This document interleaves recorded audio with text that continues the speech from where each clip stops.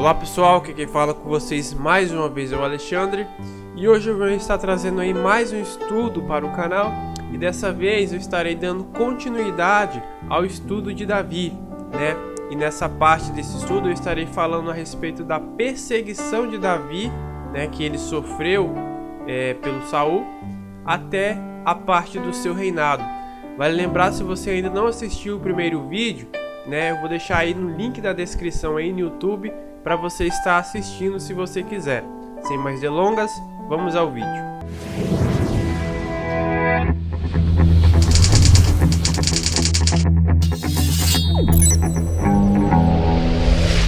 A ascensão de Davi era tão significativa dentro da estrutura do reino que a cada dia que passava, Saul convencia-se de que ele era a pessoa a qual o profeta Samuel havia feito referência em 1 Samuel 15:28. De todas as formas e por todos os ângulos que observava Davi, Saul somente chegava a uma conclusão. 1 Samuel 18:12. Saul tinha medo de Davi porque o Senhor o havia abandonado e agora estava com Davi. Diante dos fatos, Saul, que até aquele momento intentava o mal de Davi de uma forma indireta, declarou publicamente sua intenção de tirar a vida do genro. 1 Samuel 19:1 diz: Saul falou a seu filho Jonatas e a todos os seus conselheiros sobre a sua intenção de matar Davi. Então, a partir daquele momento, com a clara intenção de tirar a vida de Davi, Saul lançou vários atentados contra ele. Davi peregrinou alguns anos para fugir da perseguição implementada pelo rei Saul, aproximadamente 10 anos, segundo alguns estudiosos, com a única preocupação de que o Senhor cumprisse em sua vida as promessas.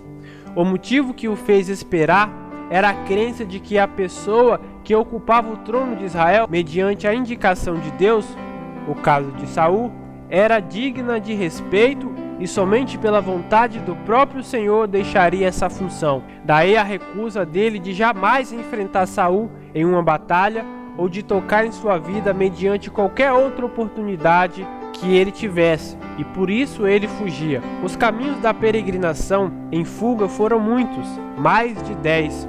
Davi foi a Ramá e lá esteve em um período com seu amigo, o profeta Samuel. Passou por Nob, onde se alimentou dos pães da propiciação, mas teve que sair rapidamente.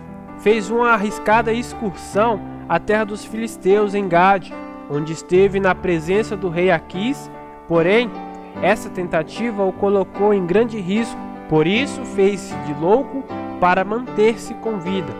Refugiou-se na caverna de Adulão e ali reuniu em volta de si uma turma de qualidade bastante duvidosa, pessoas que estavam desgostosas por vários motivos, e aí viram em Davi uma alternativa.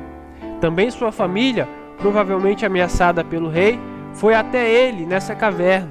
Davi não se sentiu seguro em estar tão perto de Saul com todos os seus parentes. Então foi até o território de Moabe, onde deixou ali sua família. Embora os moabitas fossem até certo ponto inimigos de Israel, devemos lembrar que o avô de Davi era um moabita, portanto isso justifica o acolhimento à sua família. Não podemos descartar o fato de que Davi era visto nessa época também como um inimigo de Israel, uma vez que tinha um problema com o rei israelita. Davi então retornou à caverna e dali foi a uma floresta de nome Herete, que ficava vizinha a uma cidade chamada Keila. Quando essa cidade é atacada pelos filisteus, Davi a liberta, mas seus cidadãos não lhe demonstram gratidão, uma vez que tinham a intenção de lhe entregar ao rei Saul. Em seguida, embriagou-se no deserto e nas colinas da região de Zif, e ali, em um lugar chamado Oressa, recebeu um bálsamo para sua alma através de uma visita de seu amigo Jonatas, que lhe fortaleceu para continuar suas longas e perigosas fugas. Percebendo que os zifeus eram traiçoeiros e pretendiam entregá-lo ao seu adversário, escapou por pouco através de uma intervenção divina e foi refugiar-se no deserto de El-Ged, onde por uma circunstância acabou tendo a vida de Saul em suas mãos. Entretanto, preferiu poupá-lo. Nesse interim, Samuel morreu, mas devido à intensa perseguição, Davi não foi ao funeral. Naquele momento, Davi se refugiava no deserto de Maom, onde teve uma indisposição com um rico fazendeiro Nabal. Essa questão só não foi adiante porque Abigail, esposa de Nabal, agiu com sabedoria e desviou o furor de Davi. Pouco depois, Nabal teve um mal súbito e morreu. Então Davi casou-se com Abigail. Neste mesmo período, Davi também se casou com Ainoã. Mical, por sua vez, sua primeira esposa e filha de Saul, tinha sido dada pelo pai a outro homem. Posteriormente, Davi foi mais uma vez ao deserto de Zif e novamente foi denunciado pelos zifeus. Os dois lados, Saul e Davi, faziam um jogo de espionagem e novamente Davi tem Saul em suas mãos. Todavia, não toca no rei.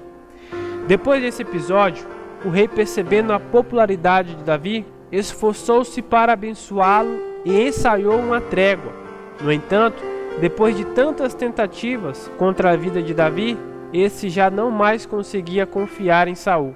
Talvez imaginasse que em uma hora qualquer, assim como Saul caiu em suas mãos, o inverso poderia ocorrer e provavelmente Saul não agiria com misericórdia. Diante desse temor, Davi resolveu mais uma vez tentar refúgio entre os filisteus e dessa vez foi aceito. A repulsa de Saul por Davi já era famosa e o fugitivo já havia sido rotulado de inimigo da nação israelita.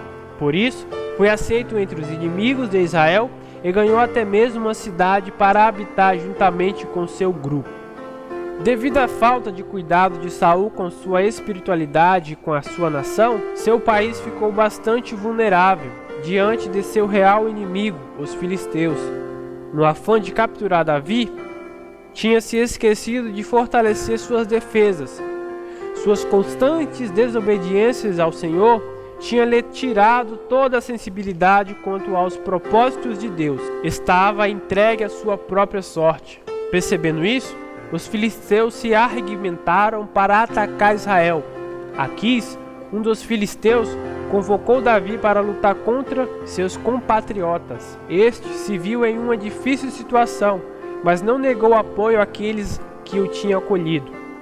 Apesar desse apoio, alguns líderes de batalhas, com receio de que no momento decisivo da luta, Davi e seu grupo se voltassem contra eles, resolveram dispensá-lo daquela guerra. Ao contemplar todo o exército filisteu, Saul teve medo da batalha. Consultou o Senhor, mas este não lhe respondeu.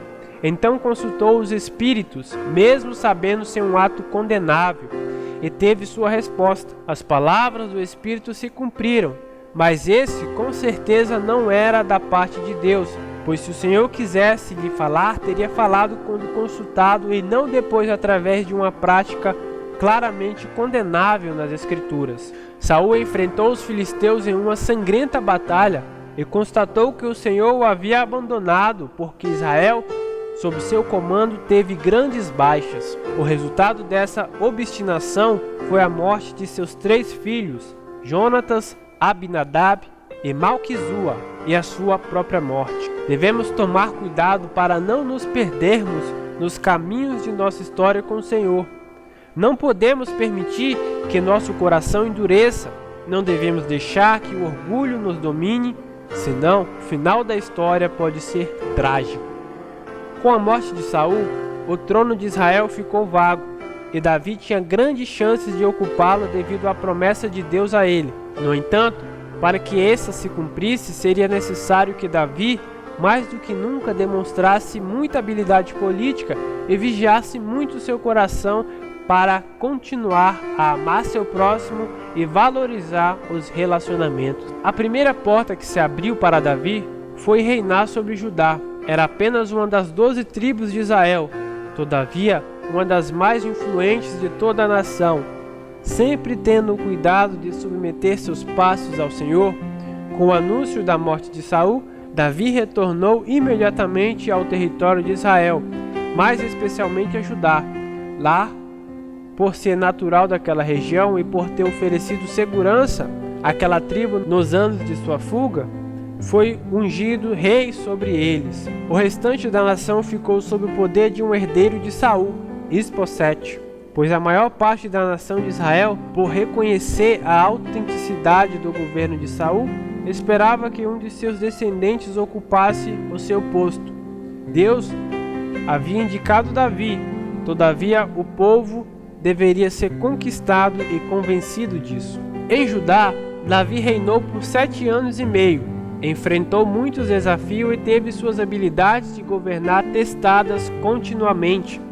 Destacou-se em tudo, soube honrar a memória do rei Saul e de seus filhos mortos em batalhas, compondo-lhes um cântico sobre honra aos homens que cuidaram dos corpos desses e soube administrar uma situação das mais delicadas que um governo pode enfrentar, uma guerra civil entre os homens de Judá, libertados por Joabe, comandante do exército de Davi, e os homens de Israel, liderados por Abner, comandante do exército de Isbosete. O resultado desse conflito foi o assassinato de Abner, realizado à traição por Joabe. Após o episódio, Davi, para não causar uma divisão em seus aliados, provou aos israelitas com muita diplomacia que nada tinha a ver com tal ato. A morte de Abner desencadeou vulnerabilidade a Isbosete, o qual foi morto por alguns homens de seu exército. Depois desse acontecimento, Davi não só realizou um julgamento justo e severo contra esses homens, como também foi reconhecido como rei sobre toda a nação. A falta de uma voz profética forte como a de Samuel dificultou muito o caminho de Davi, pois não havia ninguém da parte de Deus para reconhecê-lo como ungido de Deus para o trono de Israel. Teve que conquistar tudo demonstrando suas habilidades e capacidade. Só depois veio o reconhecimento como ungido de Deus. Um dos primeiros passos de Davi, após ser reconhecido como rei sobre toda a nação, foi conquistar a cidade de Jerusalém, que era muito bem posicionada dentro da nação israelita e que ainda estava sob o controle dos jebuseus. Depois da conquista, com grande força, elegeu a cidade a capital da nação. Outro passo importante de Davi foi o fortalecimento do culto ao Deus Altíssimo em Israel. Para isso, fez de Jerusalém o centro da adoração e transferiu para lá a Arca da Aliança, o objeto mais sagrado de Israel. Com isso, deu um caráter teocrático ao seu governo e conseguiu unir o poder político com a força espiritual do grande Senhor das Nações, uma atitude sincera e não apenas uma manobra política. Davi também subjugou todos os inimigos ao seu redor. Em 2 Samuel 5,10 diz que foi se tornando cada vez mais poderoso, pois o Senhor, o Deus dos exércitos, estava com ele. Os primeiros foram os filisteus, os inimigos persistentes de Israel. Esses inimigos, após a morte de Saul, acreditando que a guerra civil destruiria a nação, deram uma pequena trégua a Israel. Mas quando perceberam que Davi estava reinando sobre todo Israel e se fortalecendo, travaram ferrenho combate, na qual o rei sagrou-se vitorioso. E na sequência dessa vitória, vieram outros sobre outros povos, moabitas, edomitas e amonitas. Também como consequência desse reinado, muitos reinos menores tornaram-se tributários de Israel e deram à nação a liderança sobre toda aquela região. Assim, consolidou-se definitivamente a estrutura nacional de Israel, que ficou sob a referência de Davi por 40 anos, 7 anos e meio sobre Judá e 33 sobre toda a nação de Israel. Podemos concluir que Davi se mostrou um verdadeiro estadista, uma pessoa tralhada para governar. Ele assumiu um reino insignificante, com precária estrutura e com pouca unidade entre as tribos, as quais viviam ameaçadas pelos inimigos e sem forças para se firmar como nação soberana. Com sua liderança, transformou esse reino em um império, sendo absoluto em toda aquela região. Então, amados, esse foi mais um vídeo aí da parte do Senhor para sua vida. Se você gostou, já vai dando aquele like, já vai dando aquele joinha, né? Compartilhe esse vídeo com as pessoas que você tem aí, que você conhece, e se possível se inscreva em nosso canal. Fique com Deus, fiquem na paz e até mais.